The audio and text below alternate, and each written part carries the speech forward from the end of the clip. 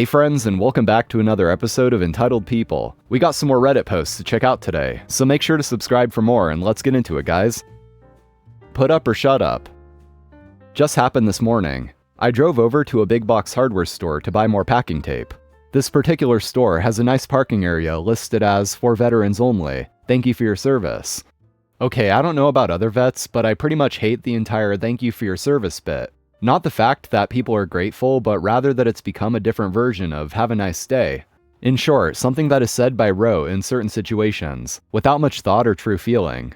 On the other hand, I do like parking closer to doors. So I pull into one of the 6 veteran slots, turn off the car, and get out, only to find that my car is being scrutinized by Captain America. Not the real deal, of course, but a man who is wearing so much Patriot-branded crap that a World War II living legend in red, white, and blue fighting togs would facepalm and say, oh, for f***'s sake. For the sake of this tale, let's call this guy Cap. Without looking up from my bumper, he says, "So you're a veteran, huh?" I frowned at his tone and replied, "Yeah, is there a problem?" Cap finally looked up at me, frowning under his little red MAGA cap, and said, "Prove it." Excuse me? I said, "Prove it, pal." He turned and gestured at a jacked-up pickup.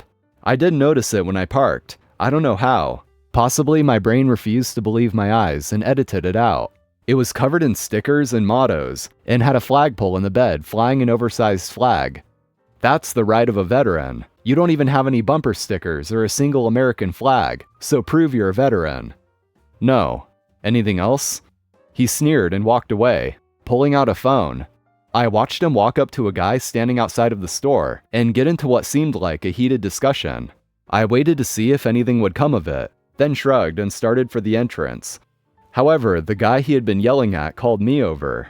He introduced himself as the manager of the store and explained, "Excuse me, sir, but this gentleman is of the opinion that you're abusing our veteran parking.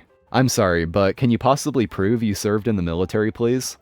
I thought about it for a moment, but he looked harassed and had said please, so I smiled and pulled out my retired ID. A bit over 2 decades and medically retired. That good enough? The manager apologized, and I added, "Now how about him?" "What?" Cap bellowed, astonished. "Well, you insisted I prove I'm a veteran. How about yourself? Got anything other than a crappy sense of personal taste to prove you served?" He complained that he'd served 2 tours in the Sandbox, and did I expect him to carry his 214 on him? So I interrupted and pointed out that he seemed to expect that of me, so put up or shut up. When he couldn't even provide a VA card, the manager insisted that he move his Murrica-mobile out of the veteran parking, out of fairness. Instead, Cap roared off in a self-righteous cloud of patriotic diesel smoke, and promises to get all the local veterans to boycott the store. The manager didn't seem worried, but I gave him my name and number in case Cappy decided to complain to corporate. In return, he was nice enough to give me a nice discount on my tape. I complied and cost my boss his bonus, and his job. I'm a corporate professional in middle management. My boss is a senior manager and he's horrible at his job. Peter Principle totally applies. Which is basically the concept that people get promoted for doing a good job until they reach a position that they're incompetent at. He got his annual goals sent down from the corporate ether, and naturally, he added these things to my list of responsibilities. He would receive a hefty bonus for completing them. I would receive none. He would take all the credit and tell me I was lucky to have him as a mentor. He had this big shot personality. He was a smooth talker that acted like a celebrity. And he was just too important to be bothered by the people lower on the totem pole. He only wanted to interact with people he could brag about, and beyond puckering to kiss their behinds, he spent most of his time at work perusing dating apps. We were a very in-demand group with the company, and we had a revolving door of people coming to our area daily to get help from us. Non-management employees weren't allowed to have cell phones, and didn't have access to email, so stopping in was their only option. My boss got furious if I wasn't in my office to catch all the traffic. Completing his goals for him required me to be out of my office. He demanded that I stay in my office for my full shift every single day, and accused me of leaving the property and stealing company time, because if I wasn't in my office, how would he know I was working? So I complied. I stayed in my office. When his annual review came up, he lost his bonus. Because he didn't meet a single goal for the entire year, he fell under intense scrutiny. It was found that he was using company funds and resources to take these dating app encounters to expensive places, and was expensing it as work-related. He also used company funds that were meant for a building upgrade to build a new patio at his house. He asked the contractor, a friend of his, to just do the work and find a way to add the money into the company bill. He was promptly fired. Gas rewards. I only had a bar of soap in my hand at the supermarket, and as I headed toward the 12 items or less line, a Karen with a half-full cart sped up and swooped in front of me, banging my arm with the front corner of the cart. No apology. As she was putting her items on the conveyor belt, I started counting out loud. 1, 2, 3, just to make a point. Around the time I hit 20, a woman joined the line behind me, saw what I was doing, and she began counting with me, kind of like a two-part harmony, that ended at 31. Karen ignored us. But then there was an item that didn't scan with the proper price, so the cashier had to page for a price check. Another 2 minutes went by until the kid came back with a barcode for the cashier. When the cashier announced the total, Karen realized that her loyalty number wasn't in, and told the cashier it needed to be there because I used the gas rewards. When the cashier asked her for her phone number, I pulled out my phone and typed it in to save it. The woman behind me, who had been counting with me, asked me in a whisper if I was planning on giving Karen a call. She started laughing when I told her I was planning on going to the gas station and using the phone number for the gas rewards. I checked out and went straight to the pumps, entered the customer's phone number for the gas rewards, and got a 40-cent per gallon discount on my gas that day. Karen calls cops on Amazon driver. I would first like to say that this story is not my own. I did not get the pleasure of meeting these amazing people. The story is from my coworker that I got permission to post on his behalf, so I will type as though from his point of view to not confuse anyone. For security purpose, names and areas will be changed. Amazon drivers already deal with enough.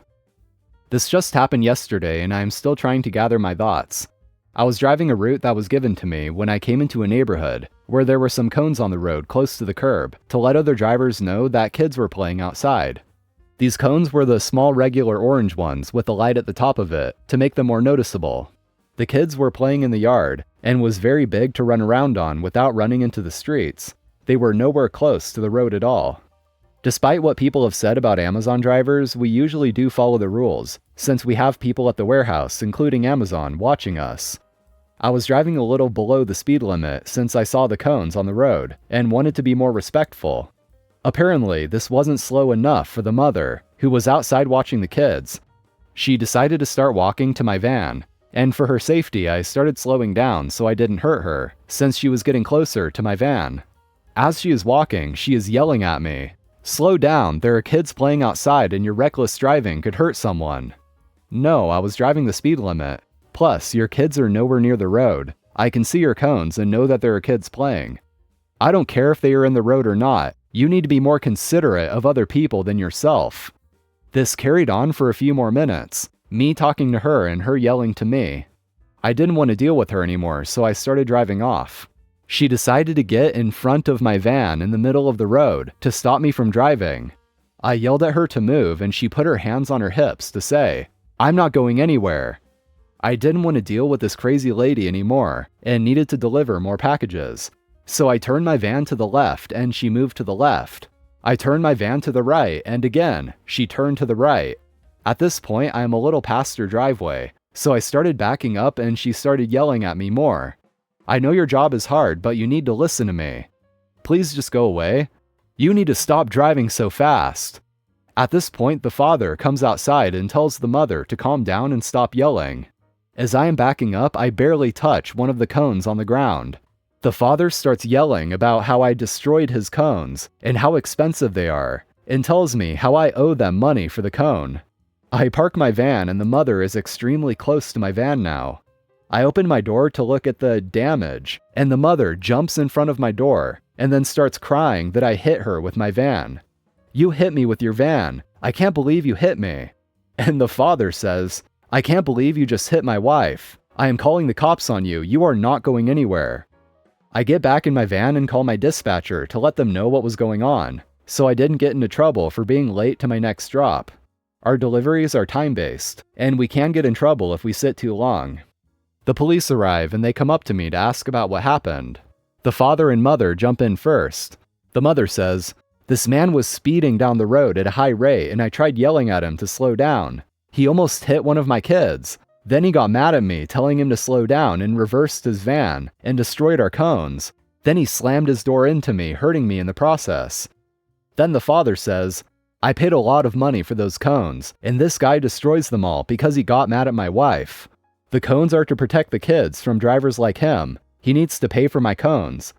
And I say, "You are both lying. I was driving a very slow speed when the mother decided that I was going too fast and stopped me in the middle of the road. Then when I tried to leave, I accidentally touched one of the cones, not even damaged, and the father started yelling at me and called you guys. As for hitting her, she jumped in front of my door as I opened it. I assume to falsify her getting hit. The officers look at the cones and see that there is no damage to it, and then went to the mother and told her, 'You know it's illegal in the state of Texas to stop a moving vehicle in the middle of the road. You are not allowed to block any kind of traffic. If anyone has to pay anything, it will be you paying a ticket.' I asked the police if I may go, and he said yes. I really don't like losing time and didn't want to be there longer than I needed to. I don't know what ended up happening to the mother or father, but I wish I could have remembered their address, just so I can put a little piece of paper on their door that reads, 'Ha ha.' Thank you for reading my coworker's story. I have had weird things happen to me before, but nothing like this. When he told me the story, I knew I just had to share it. Thanks." I took away all the towel seat reservations at the resort. I was on holiday in an all-inclusive resort. First day, we couldn't find any lounge chairs by the beach or by the sea. Fair enough, we arrived in the afternoon. Next day, we go to find a spot, but most of the spots were taken by towels. We find an empty seat, and to our surprise, many of the chairs stay reserved almost the whole day, or never get used. Third day, we decide to take some towels off to loungers and enjoy our day.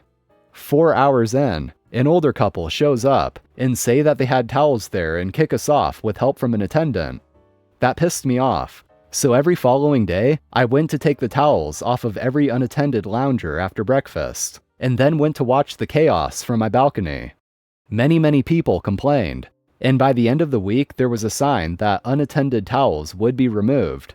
Success! Well, that's it for today, everyone. Thank you for watching. Be sure to hit that like button, I'd really appreciate it, and even more so if you subscribe as well. So have a nice day, and until next time.